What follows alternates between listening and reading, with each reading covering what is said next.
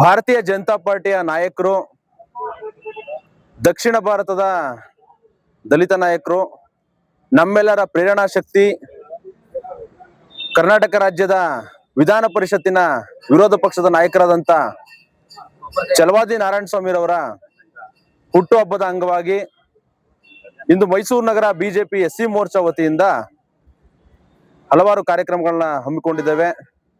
ಮೊದಲನೇದಾಗಿ ಕೋಟೆ ಆಂಜನೇಯ ಸ್ವಾಮಿ ದೇವಸ್ಥಾನದ ಎದುರು ಸಿಹಿ ಹಂಚುವ ಮೂಲಕ ಒಂದಷ್ಟು ಸಾರ್ವಜನಿಕರಿಗೆ ಹಾಗೂ ಭಕ್ತಾದಿಗಳಿಗೆ ತಿಂಡಿ ವಿತರಣಾ ಕಾರ್ಯಕ್ರಮವನ್ನು ಮಾಡ್ತಾ ಇದ್ದೇವೆ. ಛಲವಾದಿ ನಾರಾಯಣಸ್ವಾಮಿ ಅವರು ಅಂತ ಹೇಳಿದ್ರೆ ಕರ್ನಾಟಕ ರಾಜ್ಯಾದ್ಯಂತ ಪ್ರವಾಸವನ್ನು ಮಾಡಿ ದಲಿತರ ಇರುವಂತ ಭಾಗಗಳಲ್ಲಿ, ಅನ್ಯಾಯಕ್ಕೆ ಒಳಪಟ್ಟಂತ ಭಾಗಗಳಲ್ಲಿ ನ್ಯಾಯ ಕೊಡಿಸುವಂತ, ಪ್ರಾಮಾಣಿಕವಾಗಿ ನ್ಯಾಯ ಕೊಡಿಸುವಂತ ನಾಯಕರು ಅಂತ ಹೇಳಲಿಕ್ಕೆ ಇಚ್ಛೆ ಪಡ್ತೇನೆ. ಅವ್ರಿಗೆ ಇನ್ನಷ್ಟು ಶಕ್ತಿಯನ್ನು ಕೊಡಬೇಕು ದೇವರು. ಅವ್ರಿಗೆ ಕರ್ನಾಟಕ ರಾಜ್ಯಾದ್ಯಂತ ಕಾರ್ಯಕರ್ತರಿದ್ದಾರೆ, ಅವರ ಹಿತೈಷಿಗಳಿದ್ದಾರೆ, ಅವರ ಅಭಿಮಾನಿಗಳಿದ್ದಾರೆ. ಆದ್ರೆ ನಾನು ಹೇಳ್ತೇನೆ, ಮೈಸೂರು ಭಾಗದಲ್ಲಿ ಅದಕ್ಕಿಂತ ಹೆಚ್ಚು ಪಟ್ಟು ನಾವುಗಳವ್ರನ್ನ ಇಷ್ಟಪಡ್ತೇವೆ, ನಾವುಗಳ ಅವ್ರನ್ನ ಫಾಲೋ ಮಾಡ್ತೇವೆ, ಅವ್ರನ್ನ ಹಿಂಬಾಲಿಸ್ತೇವೆ.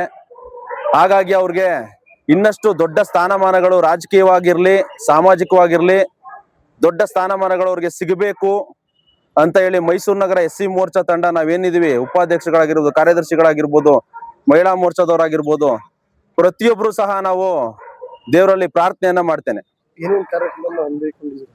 ಈ ಭಾಗದಲ್ಲಿ ಸಾರ್ವಜನಿಕರಿಗೆ ಹಾಗೂ ಭಕ್ತಾದಿಗಳಿಗೆ ಸಿಹಿ ವಿತರಣಾ ಹಾಗೂ ತಿಂಡಿ ವ್ಯವಸ್ಥೆ ಮಾಡಿದ್ದೇವೆ. ಕೋಟೆ ಆಂಜನೇಯ ಸ್ವಾಮಿ ದೇವಸ್ಥಾನದೊಳಗಡೆ ಒಂದು ಪೂಜೆಯನ್ನ ಮಾಡಿಸಿ ಅವರಿಗೆ ಇನ್ನಷ್ಟು ರಾಜಕೀಯವಾಗಿ ಶಕ್ತಿ ಸಿಗ್ಲಿ ಅಂತ ಹೇಳಿ ನಾವು ಪೂಜೆಯನ್ನ ಮಾಡಿಸಿದ್ದೇವೆ. ಮಾನ್ಯ ಛಲವಾದಿ ನಾರಾಯಣಸ್ವಾಮಿ ಅವರು ವಿಧಾನ ಪರಿಷತ್ನ ವಿರೋಧ ಪಕ್ಷದ ನಾಯಕರು.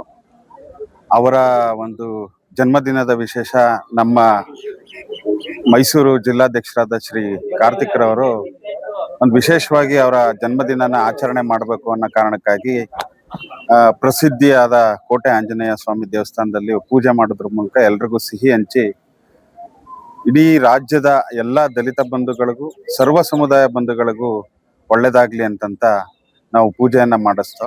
ಅದು ಕಾರ್ತಿಕ್ ಅವರ ನೇತೃತ್ವದಲ್ಲಿ.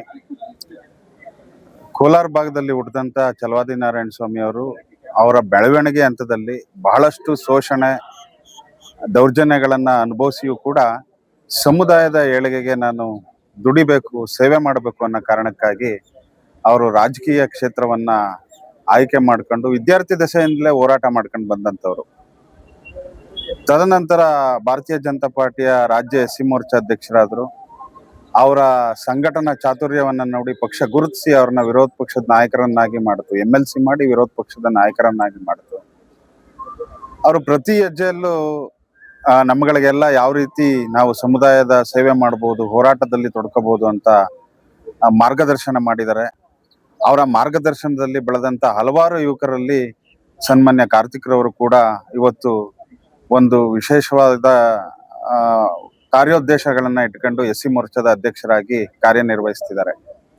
ಅವರ ಸದನದಲ್ಲೂ ಕೂಡ ನಮ್ಮ ಕಾರ್ತಿಕ್ ಅವರು ಹೇಳ್ದಂಗೆ ದಕ್ಷಿಣ ಭಾರತದ ಹುಲಿಯ ರೀತಿನೇ ಅವರು ಪರ್ಫಾರ್ಮ್ ಮಾಡ್ತಾ ಇದ್ದಾರೆ.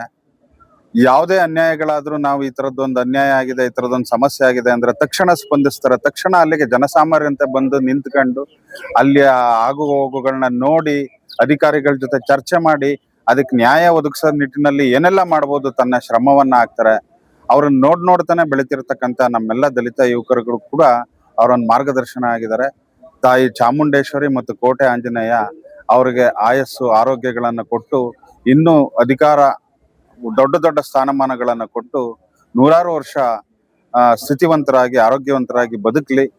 ನಮ್ಮಂತ ಹಲವಾರು ಯುವಕರಿಗೆ ಅವರು ಮಾರ್ಗದರ್ಶನ ಮಾಡಲಿ. ಕಾರ್ತಿಕ್ರವರ ರಾಜಕೀಯ ಭವಿಷ್ಯದಲ್ಲೂ ಕೂಡ ಅವರು ವಿಶೇಷ ಕಾಳಜಿ ವಹಿಸಿ ಅವ್ರಿಗೆ ಒಳ್ಳೆ ರೀತಿ ಸ್ಥಾನಮಾನಗಳನ್ನ ದೊರಕಿಸ್ಕೊಡುವಲ್ಲಿ ಅವರು ವಿಶೇಷ ಆಸಕ್ತಿ ವಹಿಸ್ಲಿ. ನಮ್ಮೆಲ್ಲ ಕಾರ್ಯಕರ್ತರಿಗೂ ಕೂಡ ಅವರು ಒಂದು ಆದರ್ಶವಾಗಿದ್ದಾರೆ. ನಾವು ಅವ್ರಿಗೆ ಶುಭವನ್ನು ಕೋರ್ತೀವಿ. ಧನ್ಯವಾದಗಳು. ಥ್ಯಾಂಕ್ಸ್.